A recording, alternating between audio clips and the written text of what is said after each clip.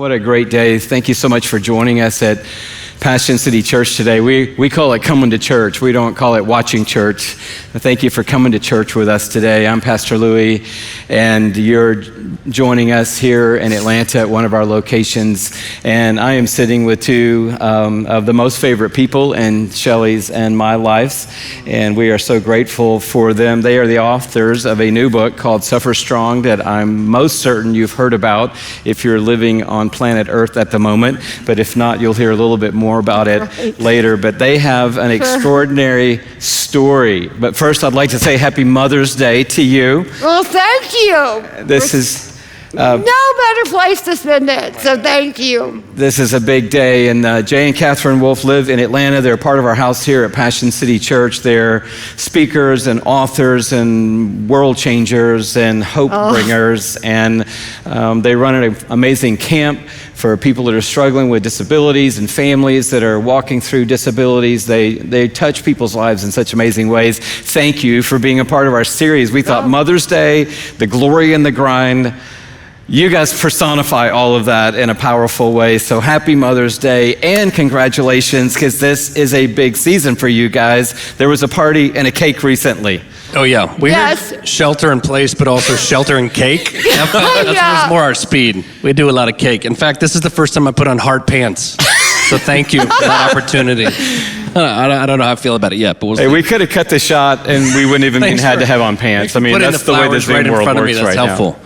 Oh man, yes. So quarantine life. This is one of the first times we've actually even been in a building. So it's a lot of emotions. It's overwhelming, but we celebrated a lot of things. My birthday, Catherine's birthday, and her second chance birthday, which was the 12th anniversary of this new life that God sort of allowed her to be birthed into when she survived this catastrophic stroke 12 years ago. So we had a 12th anniversary celebration with our kids, the four of us, and it was great. It was full of cake, full of confetti, which seemed like a great idea in the moment, but then we realized we have to clean up this confetti.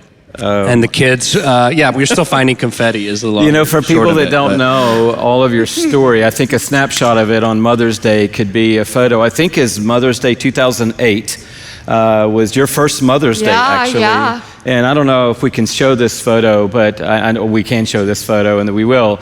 But this captures a lot of the story. And can you describe what we're looking at in this photo and maybe help us understand where you guys were in life at that moment? Absolutely. And I have such a love-hate relationship with that photo because I have no memory of that day. So it's really sad. But it's beautiful too, because I had that photo, I have that memory, at least kind of.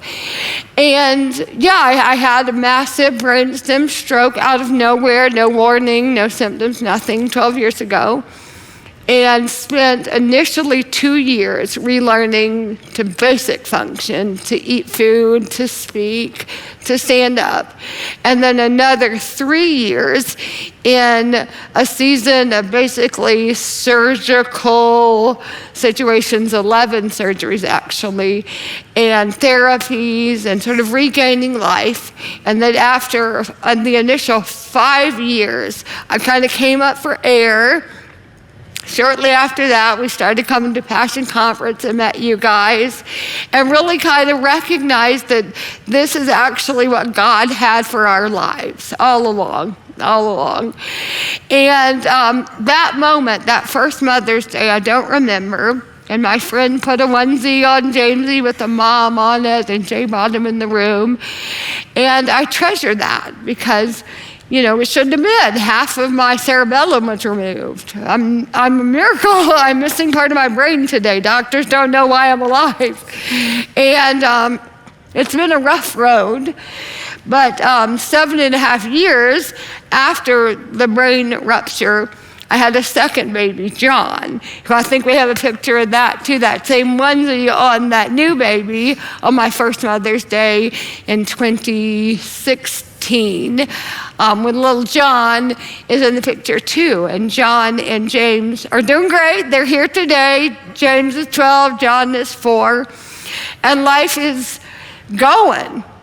And Louie, as so many can attest to today, and every day. There is a very bittersweet nature to life, because when John was born, everyone has always been quick to say, not everyone, but what the locusts have eaten has been restored. And yes, but James doesn't get a redo of when he was a baby. And I still have haunting memories when I could remember even. And not everything is fully redeemed till heaven. And I just want to speak that out loud today, that not everything is okay, even after the good stuff comes in the end. There is still, until heaven's door, pain and sorrow. And that's how it should be. We're on earth. We are not in heaven. And earth has no sorrow that heaven can't heal. Yeah, that's right. I love that song. But we're on earth. And there is sorrow, but there is deep joy. Deep joy in this story of truly glory in the grind. Yeah, you guys use a phrase a lot that I love, hope while you cope. Is that how you say it? Or hope while you cope. Yeah. And I know that obviously there's an arc of suffering in your story. Your book is called Suffer Strong, but there's also an arc of faithfulness in your story. And it's the journey. I mean, I know for now we've been praying for your dad, and your dad has the same cancer that Shelly's dad has, and so our families have been in a similar space, and we've been praying for you guys. You guys have been praying for us. Lots of people have been praying for all of us. But talk about that arc of faithfulness, because you've been through struggles. Now your dad is in a very difficult season of life. Right. Your grandparents are in their 70s or in their 90s. They've been maybe married 70 years. Mm-hmm. In their 90s. And so you guys have got a big arc of life. Tell me, how does all of that work in terms of the seasons that you're in? I mean, I think during this unique time globally and as humans, just the layers of the experience are deep, and certainly we've been privileged to shelter at home and with cake, and yet we've been witnessing the weight of the world and the reality of what was always true dawning on people, some for the first time, and yet in our own family, even Katherine's dad is immunocompromised with multiple myeloma cancer, and so there's this strange experience of not being able to walk with him through that in this really hard season, because we just can't even be with him for his health. And so we just got to see him the other day in the driveway for a few minutes with masks on, and it's an unusual time. And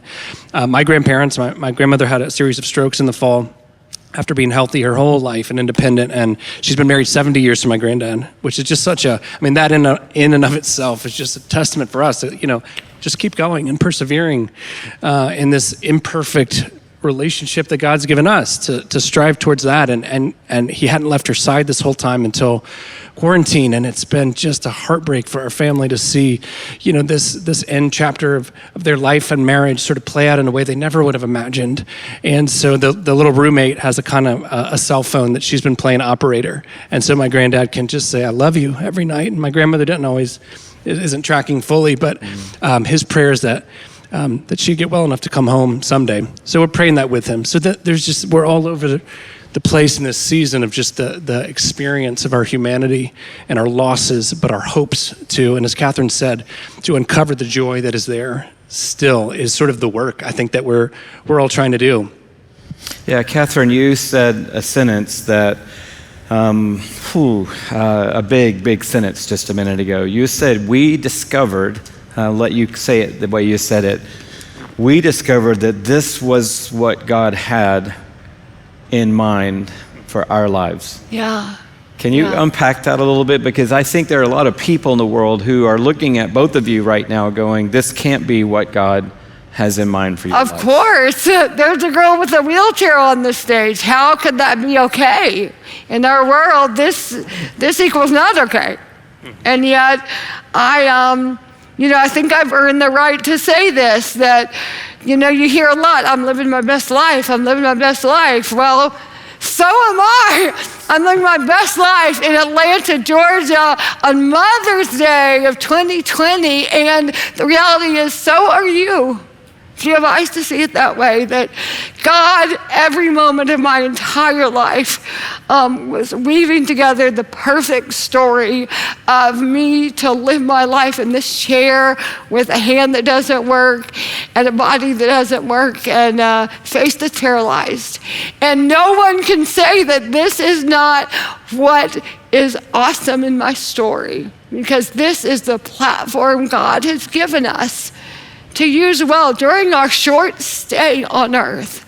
And I know that's like crazy talk, but I've heard it from a really wise pastor a whole lot, that pain is a tremendous platform to say, guys, look at what God is doing in my story.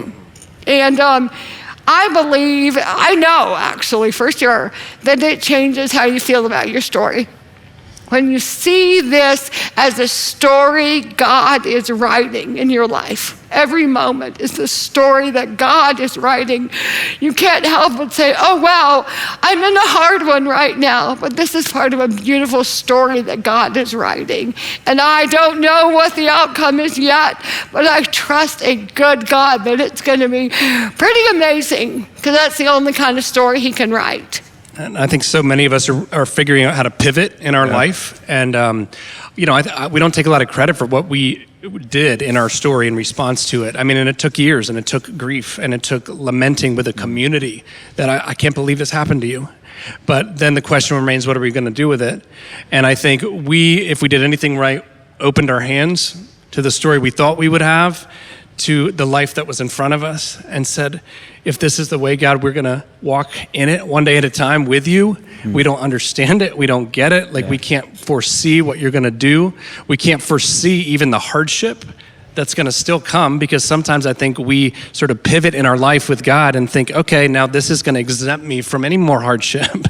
I got the wake-up call, God, let's go this way, and we're gonna be all good. And I think even about 3 years ago, it's interesting, this same time of year in 2017, Katherine was put in the hospital on the verge of another stroke, totally unrelated to the initial issues she had. She had a tear in the artery in her neck. They don't even know why.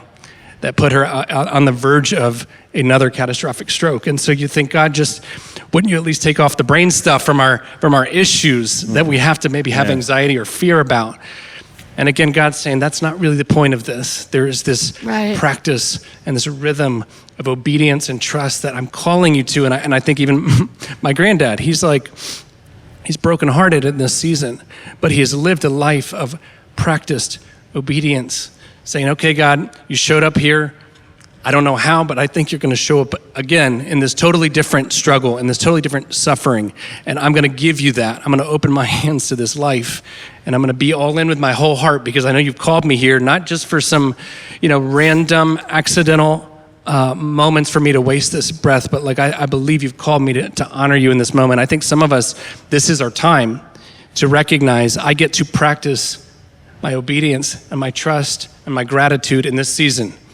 And in those little practices, when there's those little deaths and those little losses, it gears up our hearts and our muscle memory to respond that same way when the bottom is ripped out from under us. Yeah, the story we all kind of have in our minds is life is going to be hard, but I'm going to have faith and I'm going to pray and God's going to change things. Right. But the real story of our lives is life is hard and we do have faith, right, and we do pray.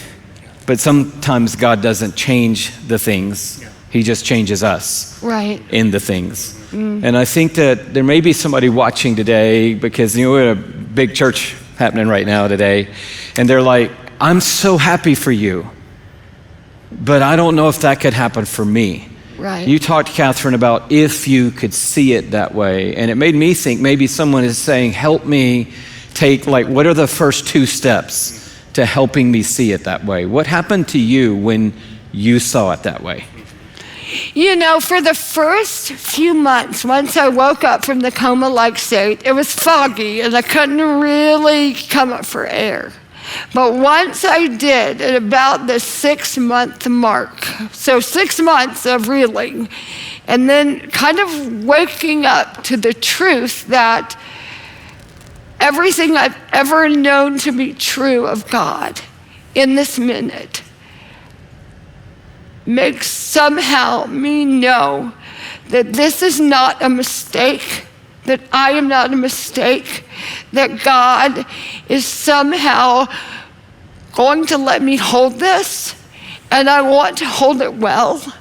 And it may be a day, a week. I mean, I remember when this first happened, we thought it'd be a couple years and I'd be walking again. We had no clue what we were in for at all.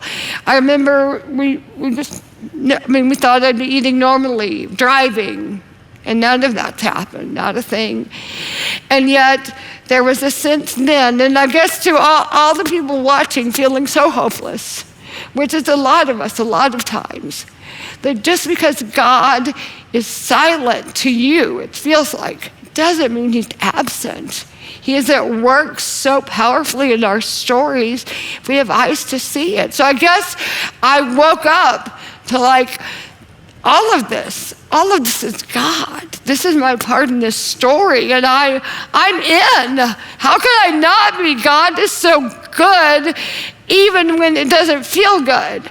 And I refuse to, I guess the way to say it is this: we don't have control over what happens in life. We don't, please.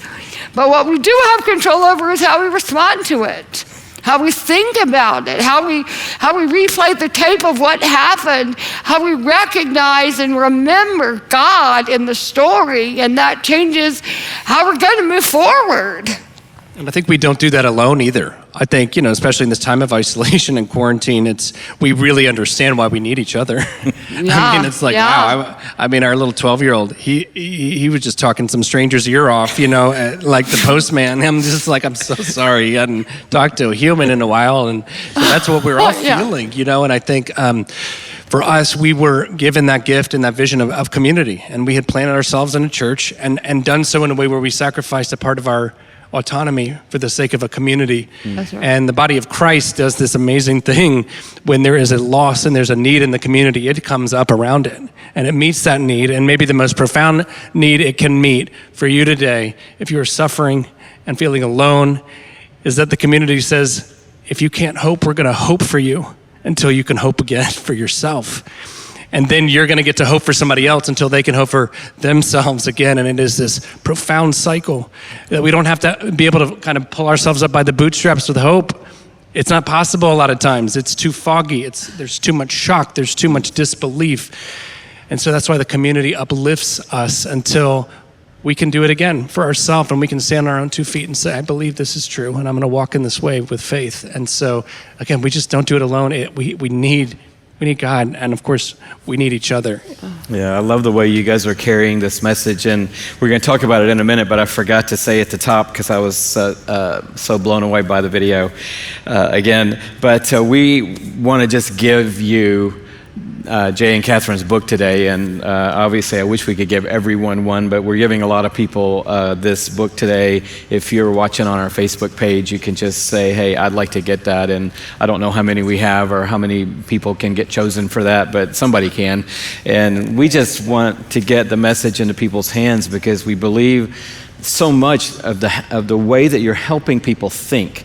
And this isn't just a feel-good, inspirational, hey, we made it, you can make it. You guys actually have some science behind what you're learning, which I was pretty blown away by. And I want you to talk about it just for a minute, because I think it is really going to help people. I mean, talk. Yeah, but I'm not saying what it is. You can talk about it. But everybody, this is so cool. You've heard of PTSD. No doubt. It is real. I have had a little version of it. Post-traumatic stress disorder is a thing. Legit. However, what you may not know about is called PTG. Hallelujah. Post-traumatic growth. You can actually grow from what you've been through. Not in spite of it, but because of it. You can grow. Take it away. Yeah, so good. Oh.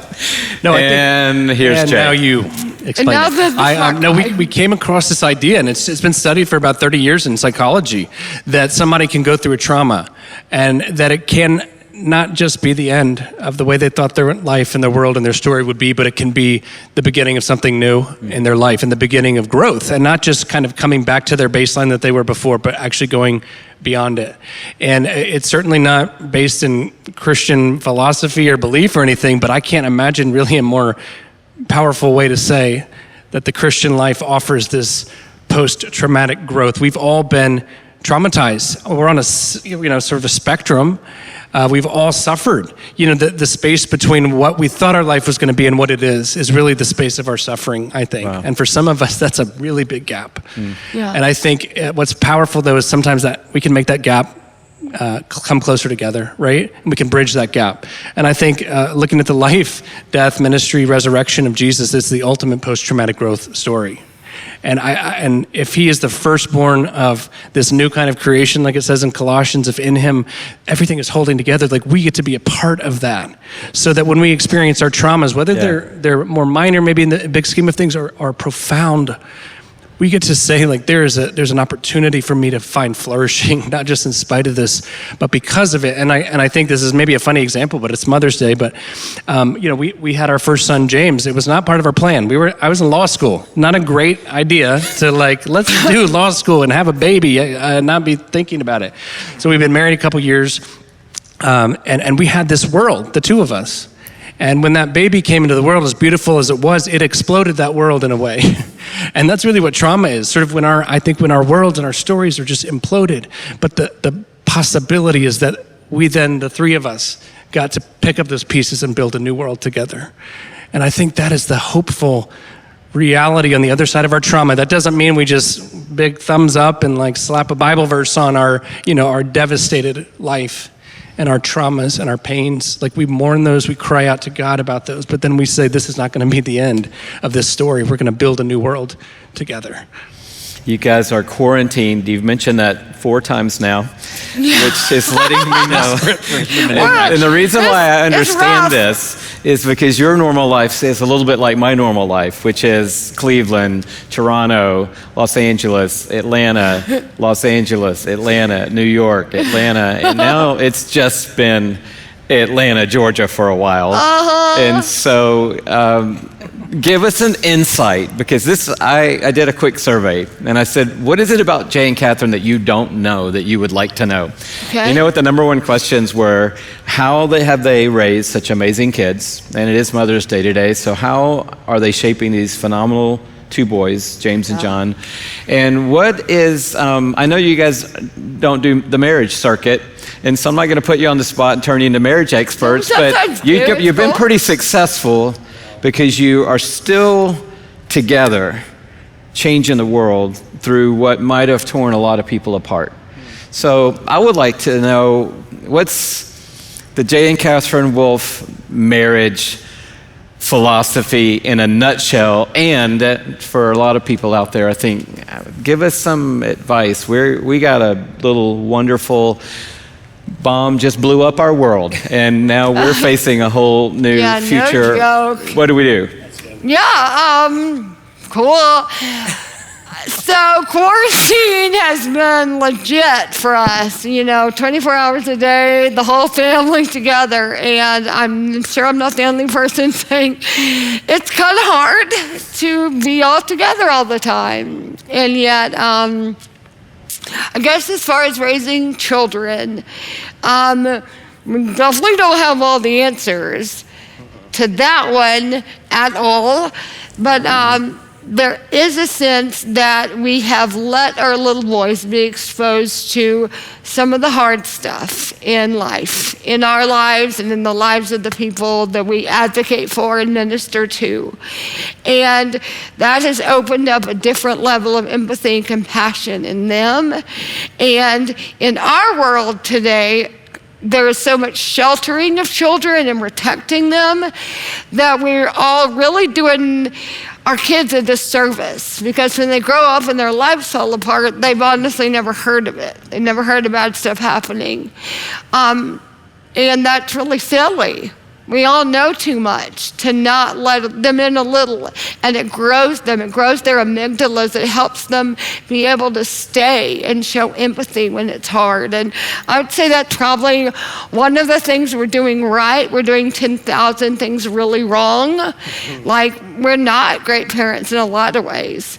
But our kids are awesome in some ways because they've got Jesus and they are walking through life with him and watching a daddy take care of their mommy, and that's profoundly impacting them. James, my 12-year-old, is now tall enough to where he's helping me get in and out of the car and walk into the house, and it's just second nature. He puts his arm out to help me walk.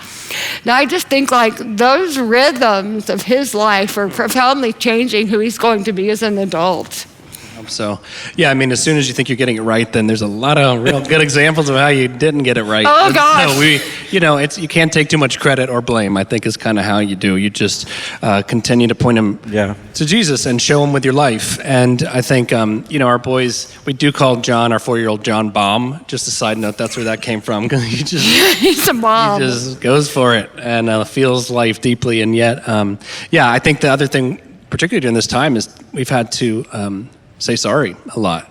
I mean, I want to be very real. The dynamics are challenging. We're both strong personalities. We're both type A. Like, we get it done. But our brains are wired very differently. So I'm like, there's been a lot of stress. I can't relate to that at all, being married to I hope you a can tell us person who likes to get things done. Work. But I think there's been opportunities to just say, kids, wife, I'm sorry. Like, I messed up, and I hope people will forgive me and receive that. And half the time, what we have to do is just say, there's so much grace. I'm not going to read into all these nonverbals. I'm not going to project what I think you mean by that. Maybe we just need to start over. Start over. And we sometimes just say 1, 2, 3, all Start together over. now. Start over. Wow. And we're going to leave that in the past because it's not going in a good direction. And regarding our marriage, that also, I think, is part of the starting point. And I think for us, our story is interesting. We've always sort of positioned our story as sort of an allegory, I think, or an object lesson or a word picture of everybody's story. And the details are different, but even when I think about our marriage, we all promise when we get married to love and cherish and all of these promises, a person we don't fully know. As much marriage, premarital counseling and time dating, beating around the bush until you actually get married, you just don't know, and you don't know what a person's future will be. And Katherine had the AVM, which is what caused her stroke, under her wedding veil that day. And I had plenty of stuff in my own head that Katherine didn't know about on our wedding day too. And I think this possibility to say, this promise isn't just about all the positives, the health and for life and all these beautiful things and in wealth and thriving and flourishing. But I think even more profound is the offering to say, for poor and in sickness and until death and for worse. And somebody said that to you on a day in your life. And maybe you didn't even know what that meant. I was 22. I don't even remember our wedding. We watched the video and that's kind of the Ebenezer I have of that. But somebody said that to you. And those are the words that Jesus says to us. Like, I'm not leaving no matter what. And we get to sort of reflect that in our own really imperfect way to each other. And, that's the opportunity too. When you roll over and you're like, I don't know who that is in the bed next to me. The kids finally left and like, I have no idea who you are. Or we've been through all these different things that have changed us fundamentally as humans, which I think studies say most marriages go through like 2 or 3 iterations, and that's just baseline. Throw in some interesting details, and you might have a lot more iterations. And I think our global pandemic. Yeah, pandemic, great. Let's throw in another thing. I mean, there is this. This myth that sort of this promise should be this immovable representation of who and what we will always be as people. And rather, Paul says it's a mystery. I'm going to put words around it. And yet, are we willing to lean into that mystery together? Am I willing to say, I'm going to learn to love a new person? Right. This isn't necessarily what I signed up for, but it's not necessarily what she signed up for either. And so will we be willing to again, open our hands from the story we thought to the story that is, and make something really, really beautiful together. Incredible. I told you this before, but I love this book. Your first book, Hope Heals, obviously was a game changer for a lot of people, and this is your second book. And I told you as a friend, man, if I were your publisher, which I'm not, I would guess a publisher would say, hey, we really love you guys. Is there a way we could not say suffer on the front of the book? Yeah. Because when people are going down the shelves, most of them aren't going, I want to suffer. Yeah, suffer. I'm looking for suffer. And there's also a photograph of Katherine in her wheelchair. And I wonder if maybe they could say, could we maybe, just sort of, pass by that. I've had 7 years in our family of living publicly with a family member that needed the assistance of a wheelchair at times. And, it's just an awkward thing going through life. People don't know whether to look or not look, and it's just a thing. And so here you guys are trying to tell people, get our book. It's telling you how to suffer well. And there's a picture of me in a wheelchair, but come to find out, I think pretty much everybody's in a wheelchair. Right. Oh, they are. It's invisible for most, but everybody's got a wheelchair, Louie. Invisible wheelchairs abound in all of our stories because we all have brokenness on the inside of us. Some of us have external stuff, but some of us, and me too, those with external also got this, some internal junk happening. We all got bad stuff. But I want to speak to firstly what you said, because yes, putting suffering at the top of the title of the book was not exactly the publisher's shoe-in to success. I wasn't trying to call your publisher out, by the way. I was just observing. No, not at all. However, it's true. In the book publishing world or in any world, suffering is not the lead story you want to go with. And that published February of 2020. Wow. The month before everything went crazy in the world and suffering became a part of the cultural lexicon conversation forefront. And people in wheelchairs. I happen to think there's something very interesting about the cover because a girl in a wheelchair does create some interest, perhaps. Maybe not, but I think so. However, what is so cool is the relevance of Suffer Strong in our world. That actually it's about transforming your mind, not necessarily anything in the external world, because we know with certainty, and I think the world's dying for this, to know that this is light and momentary, and what is unseen is eternal. It has true value, and that beautiful 2 Corinthians notion that we will not lose heart. Though outwardly we are wasting away, inwardly we are being renewed day after day. And this deep cry of we are hard pressed but not crushed. And I don't know, everything in our world is saying we're not up for this. We can't handle it. We can't do it, and I don't think that's true. We don't think that's true. We read a book about it. Yes, when Christ is in you, you can do the hard things. And I actually deeply love the sermon you gave on my birthday of this year. We never talked about this, March 8th, the Sunday before Crazy Town happened, the final Sunday meeting in person.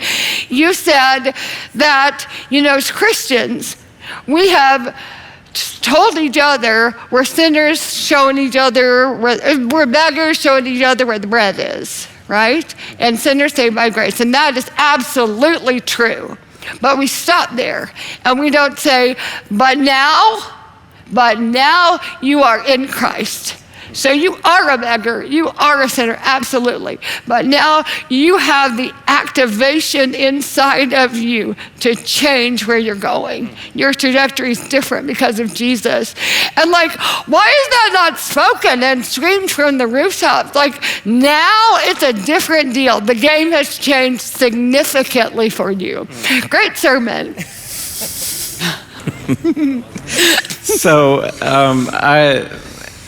I think that so many people see life, from a perspective of defeat. And in fact, Jesus is the ultimate story of victory, and he's inviting us into that story, and that's what you're saying today. And even this whole idea, this notion of the glory and the grind, I mean, he personified that. Here's a person who was abused, who was forsaken, who was murdered, who was taken advantage of, and yet all in all of that was this beautiful tapestry of what God was going to do to change the world. And I love it when it's about Jesus. I'm not as thrilled necessarily sometimes when it's about me. Right. But he invites us into that, not with a mindset of defeat, but with a mindset of victory. Like, we're not beggars showing other beggars where to find bread. We've been invited to a feast by a king, and we have access to his table day by day by day. Yeah. Yeah, Luke 14 is... Microphone, hi. This camp that we have, Luke 14 is sort of that final picture. And I think that's the vision for everybody today, who's longing to go to those tables that we've come to love as part of our life together, as part of how we commune with each other. But we are invited to this table that is this feast, that is this communion, that we all have a seat at it. We don't have to repay it. We don't have to do anything except take the seat that's been offered us. And that is, that's the hope. That's going to, I don't know how restaurants are going to work in the future, but I know we have a table that's set before us if we just sit down at it. And, I think of this seat too. And again, this upending of our life has let us see the upside down kingdom in a way we would never get back if we could. It just is. And I know that's not relatable sometimes, but it's just true. We don't want to get to the end of our life and regret that it's over a lot quicker than we thought, and we didn't do what we thought we were supposed to do here. And I think that's what suffering and struggle and upending and limitation invites us into, this different way of living, this different way of seeing, this invitation. It's not the end, it's an invitation to something totally new, a totally new beginning. Mm-hmm. So that when we look back on our life, we will say, wow, I lived it. Wow. And I'm grateful. I think, the invitation today, I know for me, what landed so strongly, what both of you said was, let's just believe we can start again. And I feel like that's such a powerful message for every single person today, no matter where they're coming from, mom, not a mom, single, going through struggle, somebody who's been divorced, somebody who's suffered loss. Let's just believe today that we can begin again. And that whole thing, I know Shelly and I will do that probably today at some point. 3, 2, 1. Start over. Let's just start over. Yeah. And let's start fresh, and let's believe in each other. And Katherine, you have, to me, such a powerful anointing on your life, and you guys are the same person. I think you know that. So when I say Katherine, I mean Jay, and when I say Jay, I mean Katherine, because God has put you in this together. As awesome as Louie is, I'm always talking about Shelly when I say Louie. Shout out Shelly, you're awesome. 100%, and everybody said amen to that. And they went, actually, it is a little more Shelly. But you guys have such an extraordinary calling, and I'm not overstating, I'm not trying to hype this up. Shelly and I believe that you have one of, if not the most important voices on planet Earth.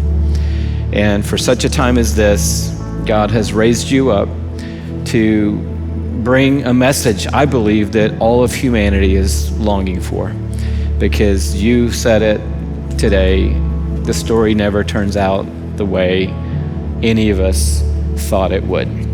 And so, thank you for being a voice that occupies a space that is so needed.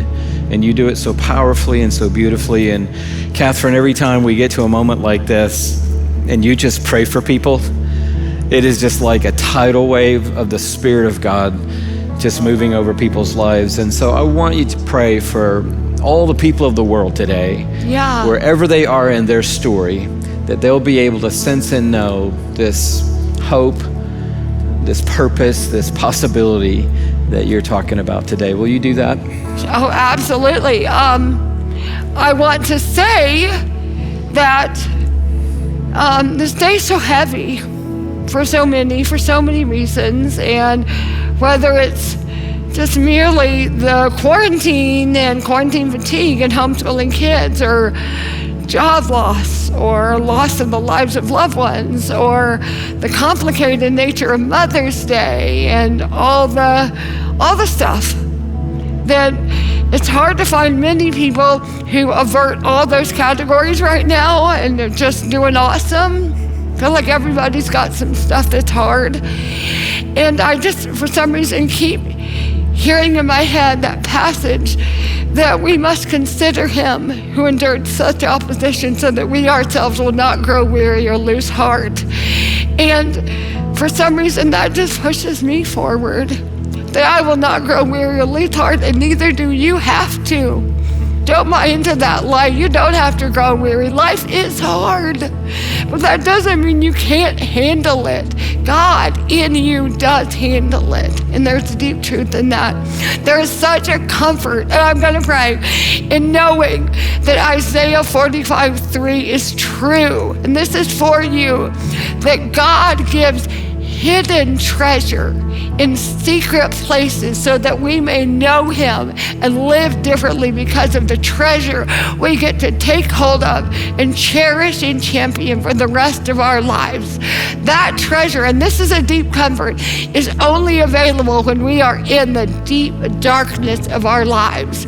We get to grab it, hold it, and let it inform how we live moving forward. That is special stuff. Don't miss it in the darkness. Get that treasure. If you got to go to the darkness, get the treasure and let it change you. Father, Lord, let us not miss the treasure you have for us in the darkness. Let us champion it and cherish that stuff every day for our whole lives. And Father, I am not talking about anything in this physical world. The treasure you have for us is you. It is your attributes. It is your comfort. It is the peace that comes in knowing you. It is the joy of the Spirit. It is the deep presence you give us. It is the assurance of what's to come. It has nothing to do with this place, Lord. Give us that deep treasure when we go to the darkness, Father, and let us transform our minds, Lord, so that we choose, even in the midst of everything falling apart, to stay and to grow, to experience a deep PTG, and to know that we, in fact, can experience true glory in the grind of all of our lives, Lord. We love you, Jesus. Amen.